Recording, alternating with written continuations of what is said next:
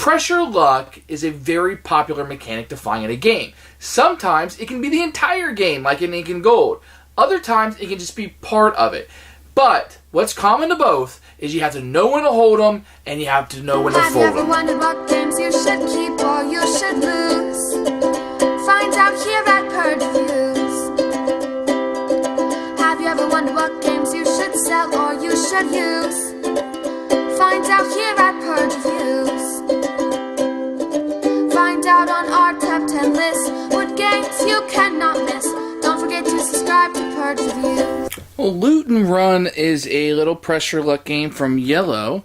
You'll see that it has this magnetic box that people are so fond of nowadays. You'll get a fold-out rule book. The rules are extremely short. There's a 2-player variant for the game, but I don't think I would play this game with just 2 players. You're going to have the scoring track that's inside the box. It's pretty handy, and this does stay rather flat, so it actually does work. And inside, you'll just have the cards, which is the player reference. You only get 2 of them that come with it, and you'll get the tokens. And my wife put them back in here when we were done playing because she thought it looked cute. But these just pop right out as a scoring token, and one shows you what your score is. So let me show you how to play. To set the game up, very easy. You shuffle the cards, and you roughly make 2 decks of equal size. On your turn, if you don't have any cards, you must draw a card. The first thing you'll notice is that there are 3 different colors of cards: green, yellow, and red. Greens have less treasures but less monsters, medium-sized treasures and medium monsters, and the red has the most monsters but also the most treasure. So the first thing you do on a turn is you will draw a card. You will see this has 3. Had I drawn the green, it only has 1. And these are not always the same. This has a blue treasure. And on a turn, you may draw this. So that's what you can do. On your turn, you can draw a tile. You can only draw from either of the 2 stacks. Or you can score. So if you had a handful of cards, you could score this. So the way these scores, treasures are always scored 1 point per treasure. Unless you have 2 cards with the same treasures, then these would be double. 2, 4, 6, 8, 9, 10. So this would score me 10 points on the tracker, keeping in mind that 35 ends the game, and everybody scores what's in their hand. If I had 3 cards of the same, or 4 cards, or 5 cards of the same, I'd still only get the double modifier. It never goes up to times 3 or 4 or 5, but you can do that. So the third thing you do is awaken, and this means you're going to call somebody out. They will then flip their cards over so everybody can see. These are amulets, these big blue things. If they have more amulets, so let's say their hand looked like this, and they have more amulets than monsters. Right now we have 1 monster and 2 amulets. Then they're safe. They just score normally. So 2, 4, 6, 10, 12, or 2, 4, 6, 8, 10, because these are doubled and these are doubled because they're likewise. But on the outside chance they had more monsters than amulets. Now I have 4 monsters and more amulets. Then the player who called me out will get to activate their cards. And there's 3 types of monsters. You got mummies, wolfmen, and Frankensteins. If you have 2 mummies, you still only activate it once. This allows me, since I called you out, to score all these points. So I would score 2, 4, 6, 8, 10, 12, 14, 16, 17, 18, 19, 20, 21 points. And you'd be ridiculous to let this hand exist. But, for example, then you would activate the Wolfman. He allows you to draw 2 cards from the pile from my hand, and I can either keep these, get rid of them, or do whatever I want, any combination thereof. That's what the Wolfman allows you to do. And the Frankenstein allows you to take another turn. So Frankenstein can be really powerful if you let somebody call you out and you have a Wolfman and a Frankenstein. So be very careful of that. And like I said, even if there's doubles, you only activate each one once. So on a turn, you can draw a card, you can score your cards, or you can call somebody out, hoping they have more monsters than amulets.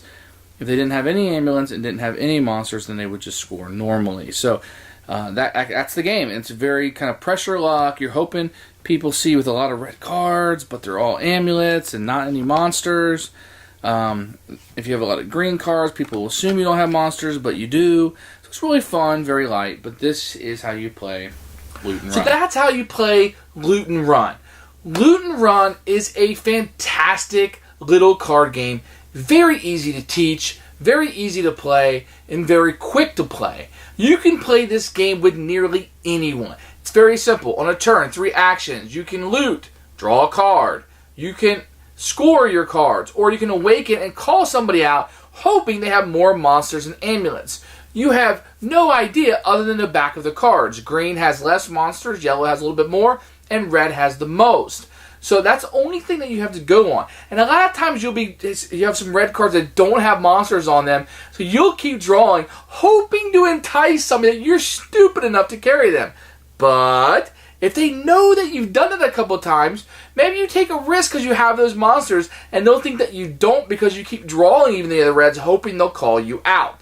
That is the fun in Loot and Run.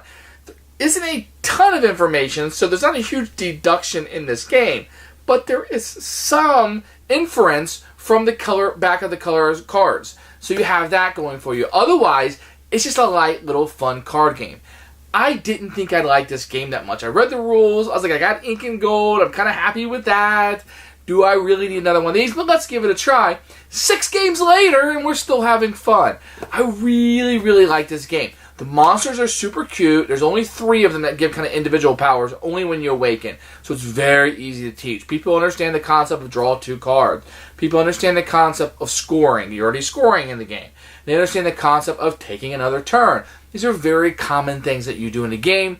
They're here. It's light. It's fun. It's got a cute theme. The artwork is amazing. And most of all, it's portable. I can take this game almost anywhere with me. It fits in the palm of my hand.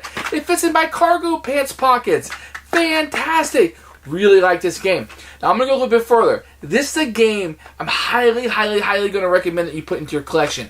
It's portable. It's fun. It's fast. It plays with a lot of people. And it's fun. So this is one you need to look at. What's the downside to something like this? It's simple. It's going to be a light filler. It's not going to be the main event of a night.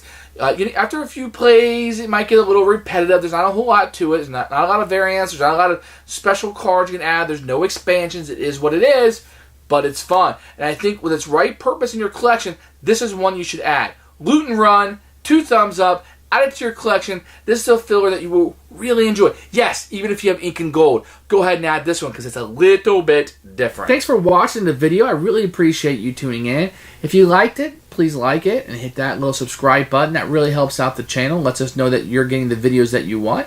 If you agreed or disagree with what I said, feel free to comment below. I'd love to hear what you have to say, and I promise that I will comment back. Thanks for watching, and everybody else, keep playing.